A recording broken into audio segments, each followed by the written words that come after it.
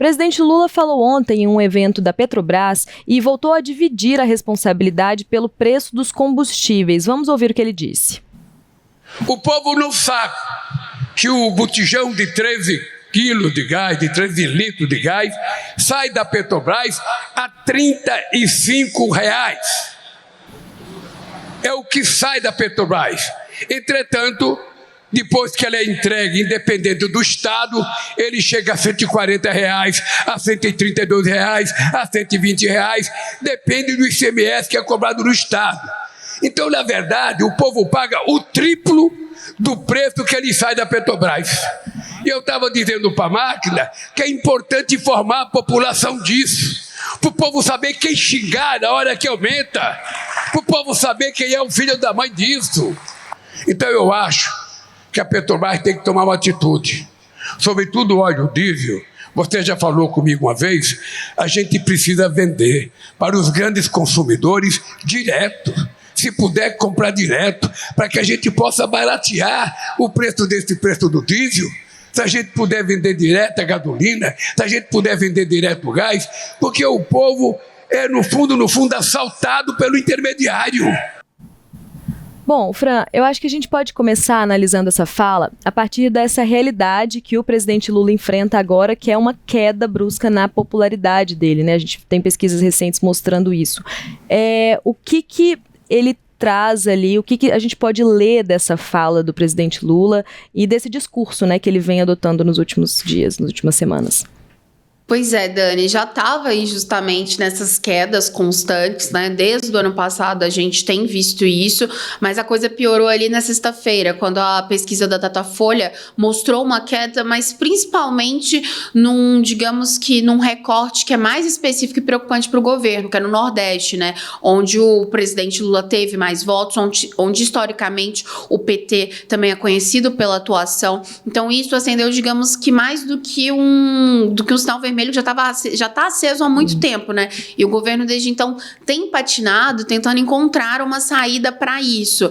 E a gente vê desde o início do governo do Lula, desde o primeiro ano aí do governo 3 do Lula, justamente essa tentativa. Ali no início, muito se tinha, e é natural quando se muda de governo, uma divisão não divisão de responsabilidade, mas querendo passar a responsabilidade de como encontrou o país. Por exemplo, falando do governo de Jair Bolsonaro. Depois isso foi mudando. A gente vê até sempre falas constantes do presidente, a gente viu ali no primeiro e segundo ano, muito até num ponto de vista de interferência de estatais, por exemplo, a questão da Petrobras, da Vale, e questão do Banco Central, então mais ainda, né? Então o governo tenta desde sempre dividir um pouco dessa responsabilidade, só que ao mesmo tempo também um discurso que ele já está, de certa forma, cansado, né? Essa ideia de sempre de nós contra eles, de buscar uma coisa que até do ponto de vista vem muito de uma questão eleitoral, né? Pensando em 2026, quem está na chefia da Secretaria de Comunicação da Presidência da República agora é um marqueteiro responsável pela campanha de Lula de 2022. Então o que a gente vê agora é uma insistência do presidente Lula justamente em apontar outros culpados, só que nem sempre isso também está descendo ali, porque se a gente for falar, quando fala de preço de alimentos, por exemplo, o presidente fala da questão da inflação, da questão da seca e tudo, na questão da inflação joga a responsabilidade ali para o Banco Central. Tem várias outras questões também que, nem ele, mas o ministro da Fazenda, Fernando Haddad, joga a responsabilidade para o Congresso Nacional, para falar que aumentou a desoneração, por exemplo.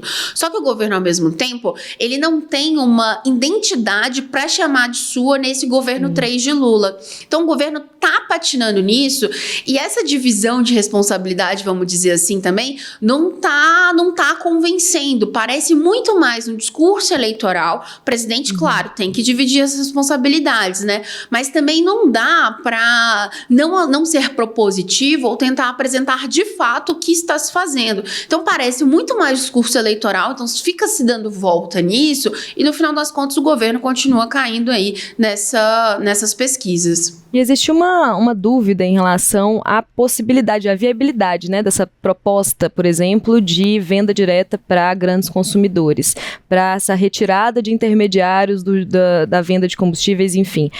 a possibilidade disso é real? O impacto disso no mercado pode gerar um efeito rebote aí que vai acabar, né, enfim, trazendo mais consequências ruins do que realmente benefícios para o povo. Então, há que se analisar realmente quanto dessas medidas tem realmente viabilidade, né, assim, porque aí você fala sobre proposta e a questão é essa mesmo, assim, não é como se não tivesse, mas é como se elas viessem muito vazias. Elas vêm numa tentativa ali não, beleza, eu tenho uma proposta aqui, mas vamos ver se dá para fazer. Se não der, a culpa não é minha. Propor, eu propus. Então, assim, a minha parte eu fiz, né?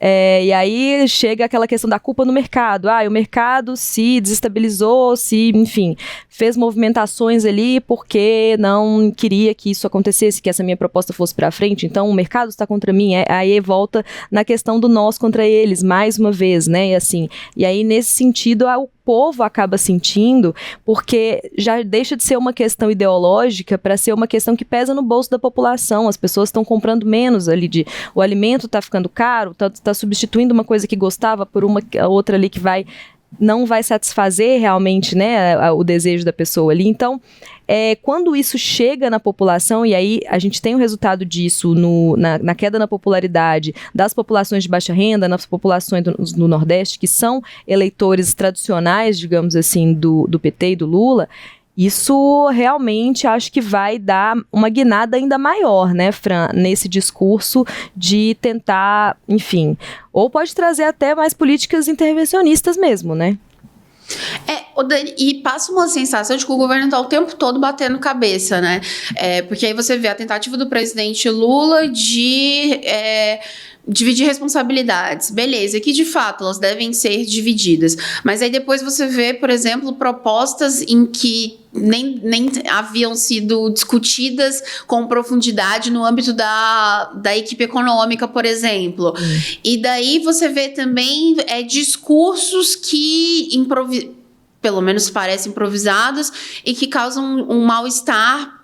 Vamos falar de trocar produtos, por exemplo. Não, as pessoas não estão querendo que o presidente fale que eu tenho que deixar de comprar A para comprar B. Não, quer saber o que o governo está fazendo para, de fato, mudar isso. E se não é responsabilidade do governo, então como que ele está agindo para cobrar as pessoas que são responsáveis? Então, há uma falta de clareza em relação a qual comunicação o governo vai adotar. O Sidônio chegou em janeiro para tentar mudar isso. Até agora não tem, pelo menos assim, não tem tido frutos de fato. E aí o governo tenta, Dani, também ir por outro lado. Só que essas medidas econômicas estão esbarrando no próprio Congresso Nacional também. Posso citar aqui, por exemplo, a isenção para quem ganha, a isenção do imposto de renda para quem ganha até R$5.000. Tem a tentativa do governo de taxar os super ricos, mas próprio Gumota falou que isso não é bem visto na Câmara, enfim, não tem espaço. Aí o governo está tentando emplacar agora o crédito consignado de iniciativa privada, então para ficar mais fácil ali,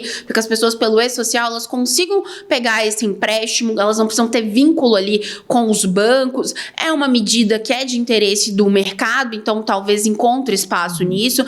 Ao mesmo tempo, o governo está tentando, mas não apresentou como é que vai ser o gás para todos. Isso também tem a ver com a questão da Petrobras, né, do discurso de ontem do Lula, e tem a questão do pé de meia. O governo, por exemplo, conseguiu, né, destravar a liberação ali no TCU, da liberação desse dinheiro para pagar. Então o governo tenta também encontrar uma marca, né? Se no governo 1 e 2 do Lula tiveram combate à fome, à pobreza, o FIES, o FIES foi no governo Dilma, né? Mas, enfim, o governo está tentando encontrar, só que isso esbarra também numa aprovação do orçamento e não ultrapassar o arcabouço fiscal, a meta. Então, o que você vê é realmente um labirinto ali, tá indo do nada a lugar nenhum, enquanto isso o governo não está encontrando saída e só está descendo ainda mais nas pesquisas. Equilibrando pratinhos e nesse movimento, nesse esforço, acaba até saindo um pouco de propostas que tinha, né? Eu acho que a gente pode citar a questão, inclusive, desse próprio evento em que o Lula falou, que foi um evento muito marcado pela defesa da exploração da Foz do Amazonas, a exploração do petróleo. A gente viu na última semana que teve uma cobrança do presidente Lula e de ministros em relação ao IBAMA, para que o IBAMA aprove uma licença para a Petrobras pesquisar, fazer uma perfuração e pesquisar a reserva de petróleo, né, o que é viável, a exploração de petróleo ali na Foz do Amazonas. Então, nisso num ano em que a gente tem COP30, e aí tem também uma questão do Brasil decidindo se entra ou não para a OPEP, né, a Organização dos Países Produtores de Petróleo, e é uma movimentação que ela fica ela mostra aí também essa tentativa do governo de equilibrar pratinhos entre o que ele precisa fazer para, enfim, agradar o mercado e regular uma economia, uma inflação, enfim, e agradar eleitores para 2026, né, Fran?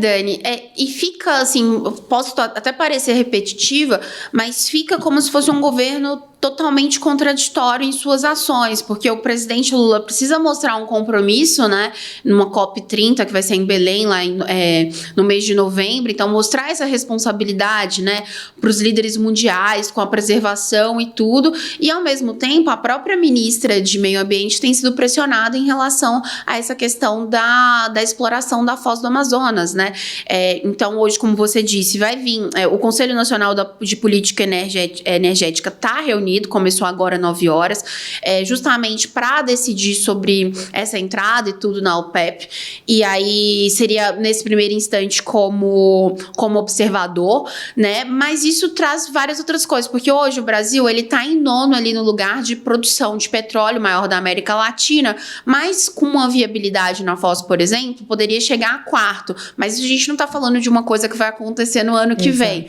isso demora muito tempo ainda, então tem uma viabilidade do próprio governo para entender também se isso faz sentido ou não para um governo de Lula. Agora, o presidente, quando fala que o IBAMA tá de lenga-lenga, quando dá vários outros sinais, também se mostra, tipo, qual que é, de fato, né, a proposta.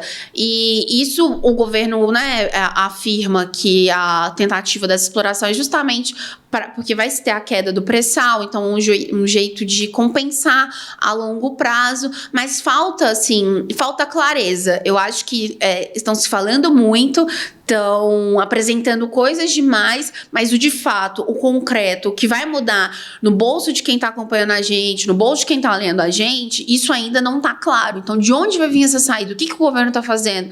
Vai mudar, mas vai mudar quando? Quando que eu vou ali no supermercado e vou ficar com uma situação mais tranquila?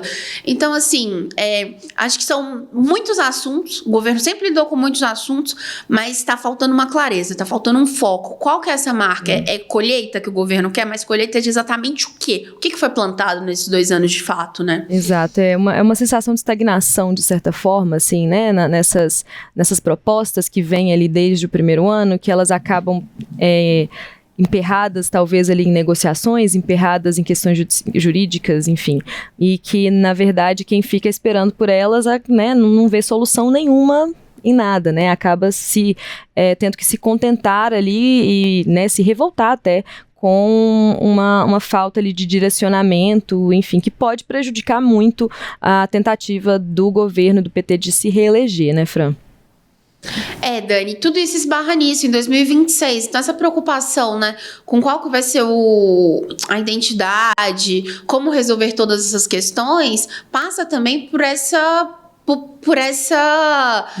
dúvida, né? Exatamente. O que vai ter ali em 2026? Vai ser o Lula mesmo que vai tentar a reeleição? Se for, é a melhor figura do PT? Para o PT hoje para a esquerda não tem outro nome? Então, são várias dúvidas. Mas como você vai tentar uma reeleição se tá faltando aí entregas? Então, são 2 anos que para o governo é crucial e o governo pretende, pelo menos agora, nesse ano, tentar encontrar ali uma saída para isso. Tanto Dani, que aí vale a gente citar também, essas crises são tantas neste momento que está deixando outras coisas ali de stand-by, como, por exemplo, a reforma ministerial. Sim. Então, ou seja, é crise atrás de crise e, por enquanto, tá sem uma resposta clara sobre elas.